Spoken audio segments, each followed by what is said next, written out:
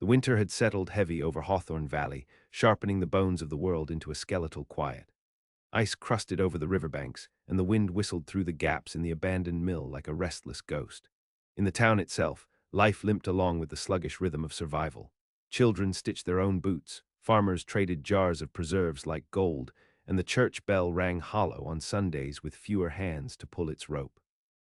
Judith Mero had lived 23 years in Hawthorne, most of them carrying her family's debts like a second spine. Her father had died digging a well that never yielded water. Her mother had withered from the inside out after years of hard winters and harder luck. Now, Judith scraped by managing the crumbling boarding house her mother left behind, its walls bowed and sighing like the ribs of an old, tired horse. The day he came was the first thaw of March, when the snow was still deep enough to drown a dog, but the air smelled faintly of wet earth and iron. His name was Ilas Gray.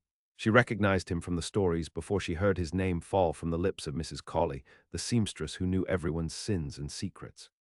Ilas was the eldest son of the Grays, the family that had once owned half the valley and now lived in the shadow of their own ruin. He had been gone for 6 years, riding with the Union Army during the war and chasing fortune west afterward. There were rumors of mining, of bloodshed, of some ill-fated woman who wore his ring only to be buried without his name on her stone. Judith did not expect him to walk into her parlor.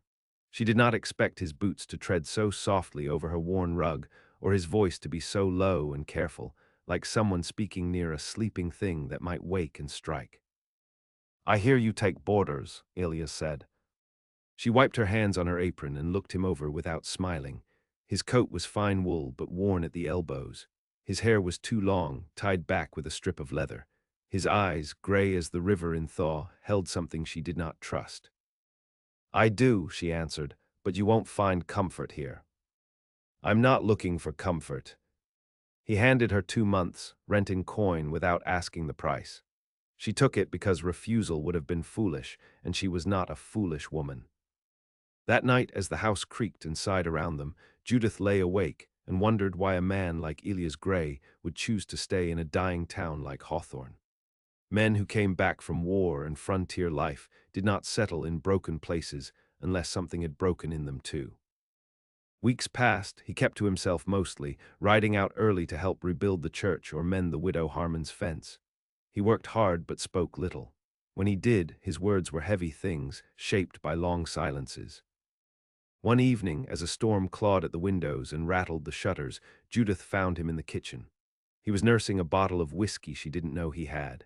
The lamplight caught the old scars twisting up his forearms, the kind made by more than just accidents. "You ought to charge more," he said, nodding at the stew she had ladled into 2 bowls. "Good food is no use to a man with empty pockets." He smiled, a rare and rough-edged thing. "You have a way of making pride taste like ash." "That's the way of truth," she said, setting down a spoon for him. They ate in silence, the storm howling like wolves around them. She thought for a moment that he might say something more. He did not. It was Mrs. Cawley again who lit the next fire. "There's talk," the old woman whispered one morning, handing Judith a bundle of mended linens. "Talk that Gray is looking for a wife." Judith snorted. "He can look elsewhere." But that night she thought about it. She thought about the leaking roof, the crumbling porch, the debts clawing at her heels. She thought about the way Ilas looked at the town, at the land, at the people who still clung to it like moss to stone, not with longing but with a kind of grim duty, as if he owed the world something he could never repay. 3 days later, she found him fixing a broken fence post near the orchard. "You looking for a wife?" she asked, hands on her hips. He looked up slowly, wiping sweat from his brow with the back of his hand. "I might be." "You thinking of love?" He shook his head, thinking of survival. "Good," she said, "because I'm not offering love." He studied her for a long moment, as if weighing something heavier than words. "What are you offering?" "A bargain. I have a house, such as it is. You have hands and maybe some sense. Together, maybe we won't starve." The wind rattled through the apple trees, barren and black against the sky. "You proposing to me, Miss Marrow?" "I'm offering you convenience," she said. "Take it or leave it." He smiled then, but it did not reach his eyes. I'll take it. They shook hands on it. No ring, no priest, no tender vows. Just two survivors stitching themselves together against a world that wanted to gut them both. When the sun dipped below the hills, and the first stars bled through the darkening sky, Judith Mero and Ilas Gray began a marriage that was meant to be nothing more than a cold, sharp pact. Neither of them, not then, understood how bargains made in desperation could twist into something else. Something stranger, something far more dangerous. The wedding took place on a Wednesday, beneath the low gray arch of the sky. There were no guests.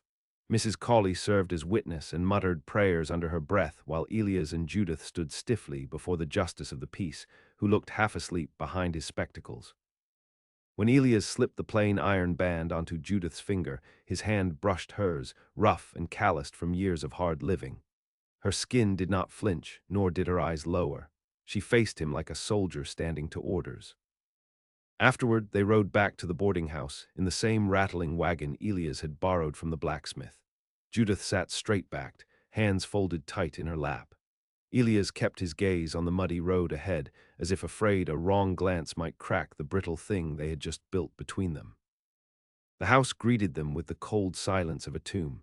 Judith lit the fire herself, coaxing reluctant flames to life. Ilas carried their bags upstairs without a word. It had been decided between them, separate rooms at least for now. No one had said how long now might last. They settled into a rhythm that was more partnership than marriage. Each morning Ilas rose early, stacking wood, repairing shingles, driving nails into the sagging bones of the house. Judith managed the accounts, traded eggs and bread for supplies, and slowly, stubbornly, brought life back into the hollow shell her mother had left behind. At night they ate by the fire. Sometimes they spoke, but more often they did not. The air between them was heavy with things unspoken, things neither dared name. One evening in early April, after a day spent fixing the smokehouse roof, Ilas found Judith in the kitchen, sleeves rolled to the elbow, wrists dusted with flour. "You ever think about leaving this place?" he asked, watching her knead dough with quick, precise movements. She glanced up, and go where? Somewhere the earth isn't frozen half the year. Somewhere a woman like you wouldn't have to fight just to stand still. Her mouth twitched, something that might have been the beginning of a smile, but died before it lived. "This is the only fight I know." He said nothing after that, only watched the firelight catch in the dark strands of her hair. There was a question stirring in him, something raw and reckless, but he swallowed it down with the thick taste of smoke. In May, Judith's cousin Clara arrived, seeking shelter after her husband drank himself into an early grave. Clara brought with her two young sons, sharp-eyed and hungry. Judith made space for them without complaint, but the boarding house grew louder, more crowded, more alive. Ilas took to building a new shed behind the house, a place to store tools and split wood. Judith watched him from the porch sometimes, arms folded tight across her chest.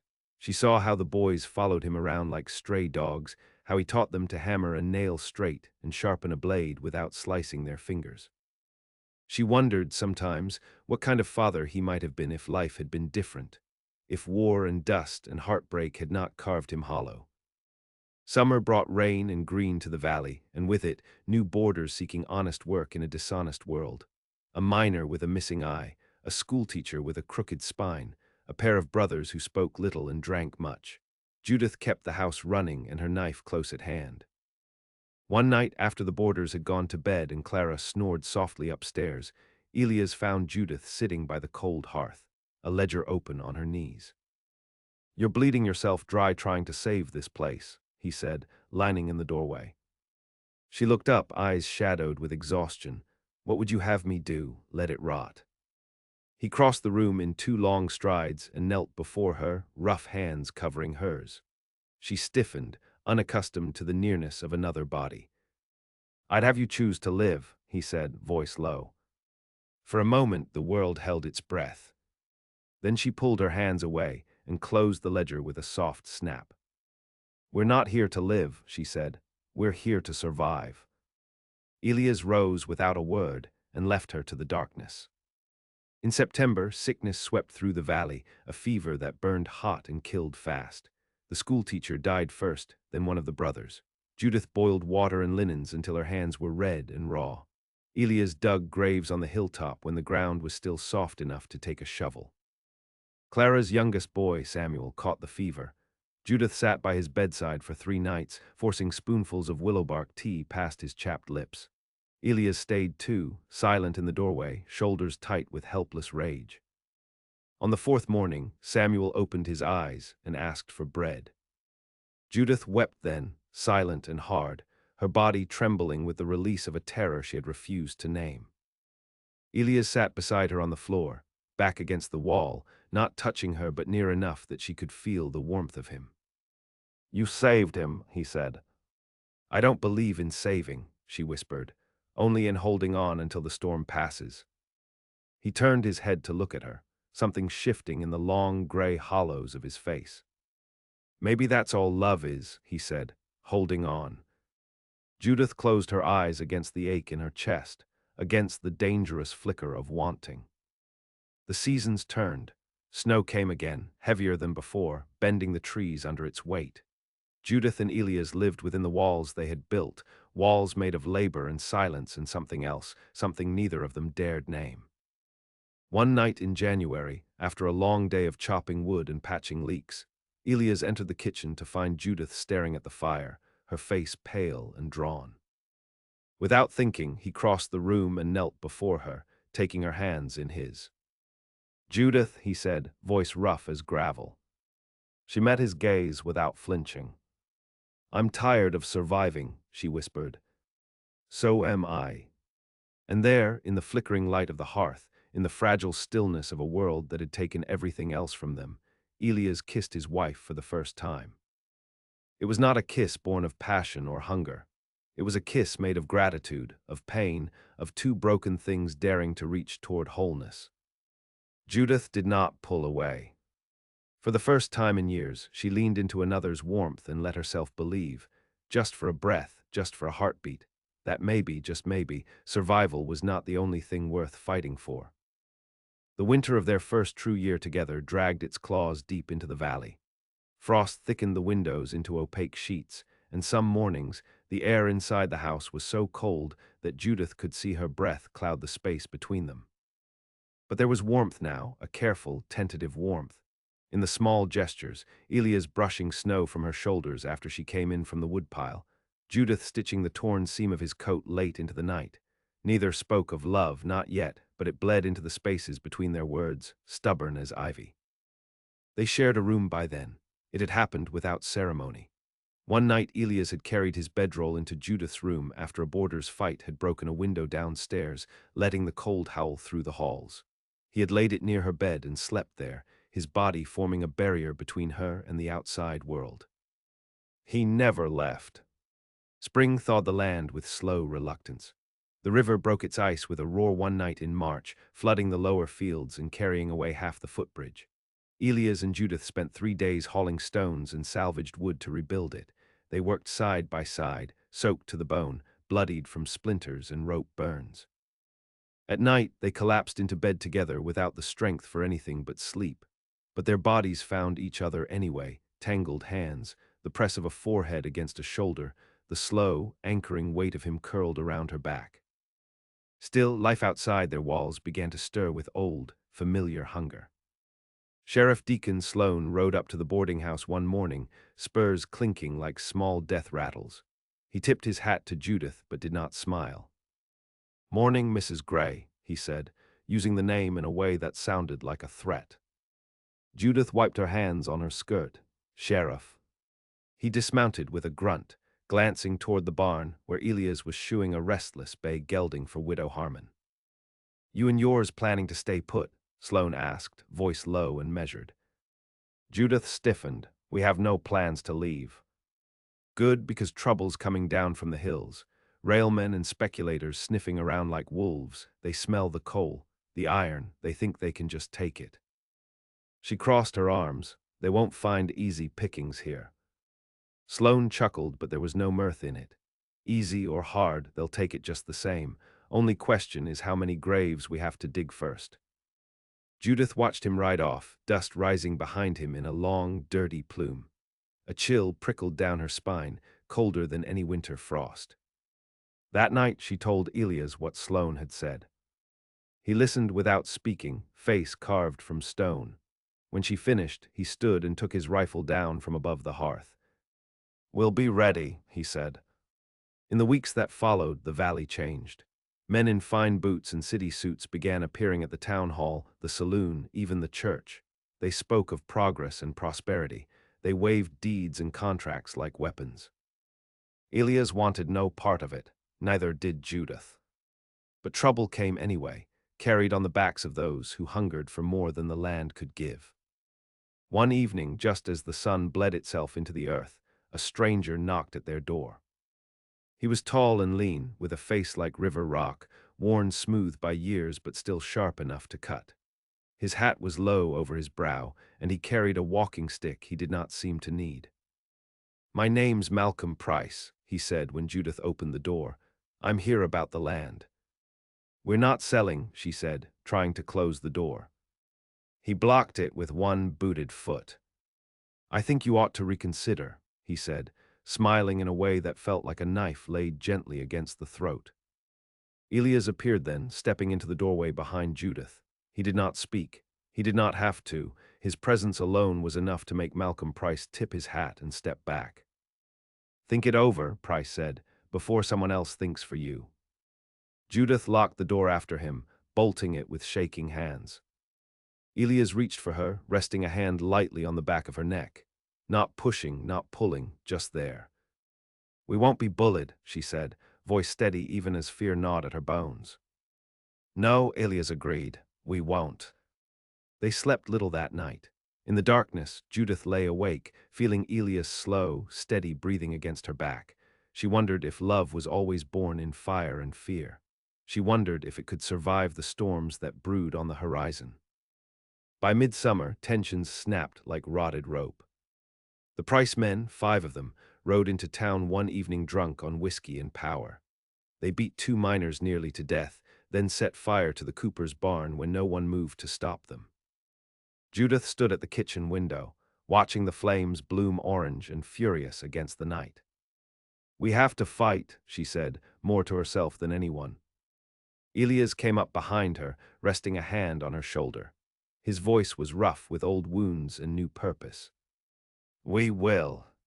The next morning, Ilas called a meeting in the churchyard. He spoke plain, without flourishes.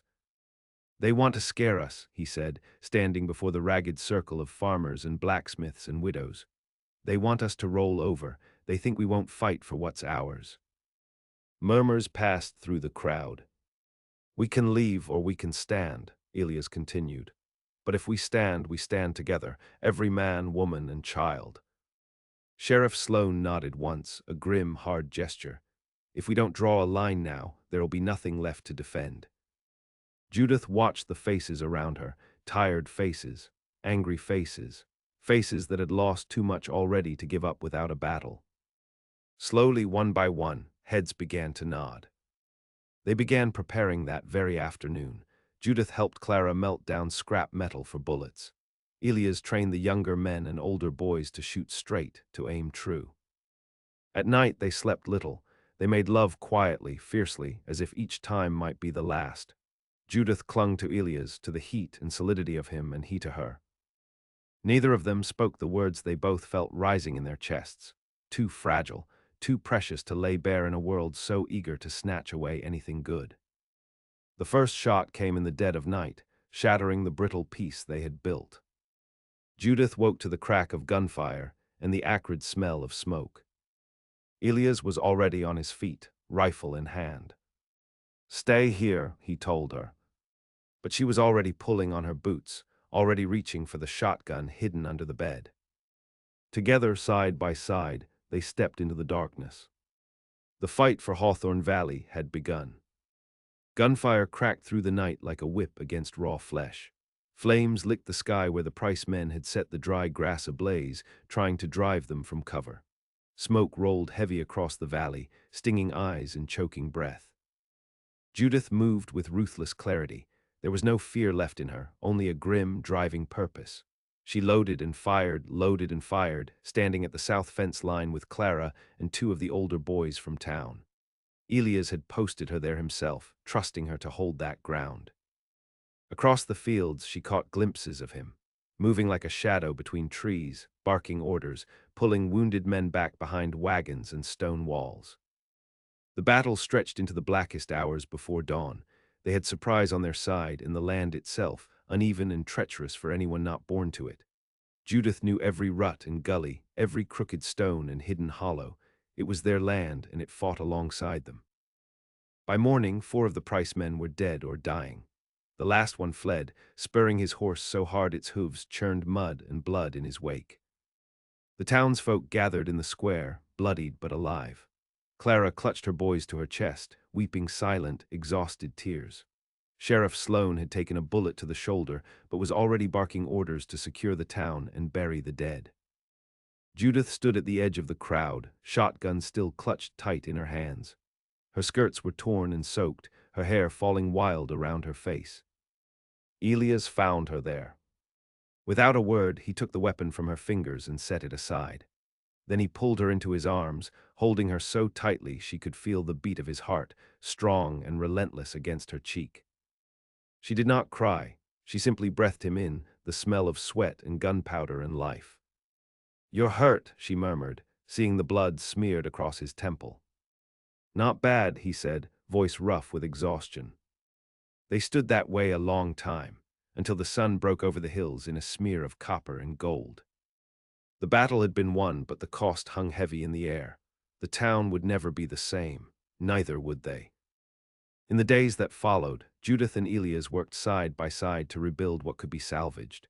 They helped dig graves without ceremony. They hammered boards over shattered windows. They stitched up wounds with trembling fingers. But something had shifted between them, something deeper than survival or convenience. One evening, as they sat on the porch steps, watching the last light fade from the battered landscape, Ilas turned to her. "I never wanted a wife," he said quietly. "Not like this, not by bargain or accident." Judith kept her eyes on the horizon, where the land stretched away in bruised colors. "I never wanted a husband," she said. He gave a low, broken laugh. "And yet," he said, "here we are." She finally looked at him, really looked.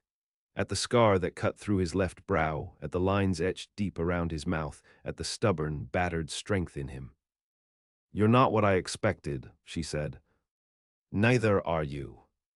The silence that stretched between them was not heavy, not anymore. It was full, alive. Ilas reached for her hand, and she let him. "You said you weren't offering love," he said, his thumb tracing the rough calluses of her palm. "I was. And now." She searched his face, the hard, weathered face of a man who had seen too much and lost more. "Now," she said, "I don't know what else there is." He leaned in, pressing his forehead against hers, and for a long moment they simply breathed each other in. "I was dead when I came back here," he whispered. "You're the only thing that made me feel alive again." She closed her eyes, the weight of all they had survived anchoring her to the earth. "You gave me something to fight for," she said. "Not the house, not the land, him." The boarding house became something new in the aftermath, not a place of last resort, but a place of beginnings. They took in the wounded, the lost, the ones who had no other place to go. Clara stayed, her boys growing strong and wild under the wide valley sky. Sloan healed, his arm stiff but his spirit unbroken, and he became a true ally rather than a reluctant protector. Ilas and Judith built their life slowly, the way one lays stones for a wall that must weather every storm. There were hard days. There were nights when old wounds bled again, when fear clawed its way up from their ribs. Ilas woke sometimes gasping from dreams he could not name, and Judith sat beside him in the dark, offering nothing but her presence, steady and unflinching.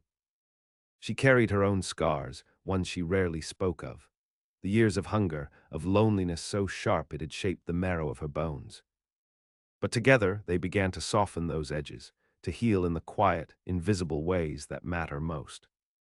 In late autumn, after the harvest had been gathered and the first snow whispered against the rooftops, Ilas asked her, truly asked her, to be his wife. Not for convenience, not for survival. For love. They stood by the river bank, where the ice was just beginning to rim the edges, breath clouding the air between them. "Marry me," he said simply, holding out a ring he had hammered himself from scrap iron and polished until it gleamed. Judith stared at it, heart thudding painfully against her ribs. "You're already my husband," she said. "Not the way you deserve," he said, "not the way I want to be." She took the ring with hands that did not tremble, slid it onto her finger beside the old iron band. "I will," she said. Ilas smiled then, a real smile, wide and unguarded, and for the first time she saw the boy he might have been before war and loss had carved him hollow. They kissed by the river, and the snow fell around them like a benediction. It was not a grand wedding. It was not marked by song or feast. It was marked by the simple, ferocious decision to choose each other again and again, against every storm, against every hunger, against the long, hard pull of the world. They had forged something stronger than iron, stronger than blood. They had built a life not from hope, but from something fiercer, faith, not in luck or mercy, but in each other.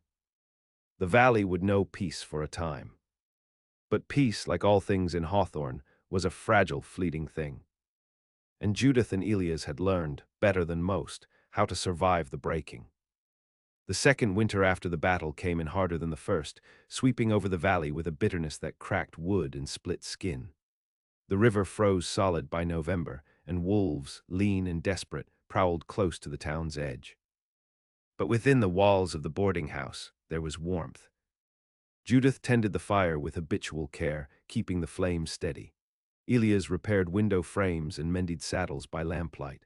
Clara taught the younger children their letters around the kitchen table. Sloane, often gruff and battered by the day's troubles, sat at the hearth and smoked his pipe in companionable silence. The house had grown, new hands, new laughter, new griefs, and new dreams layered into its old bones. It was not the place Judith's mother had left behind. It was not a monument to loss anymore. It lived. Judith lived. One evening, after a day spent hauling water and chopping kindling, Judith sat sewing in the parlor while Ilas watched her with a look that had become so familiar it no longer startled her. A look that said he was not just seeing her, but memorizing her. "You're staring," she said, not looking up from the hem she was stitching. He set down the chair leg he had been carving and leaned forward, elbows on his knees. "I never thought I'd find something worth staying for," he said. Judith finished her stitch, bit the thread with her teeth, and finally met his gaze. "You didn't find it," she said. "You built it."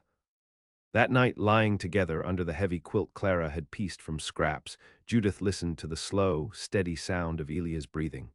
Snow thickened against the window panes. The world outside was frozen, brutal.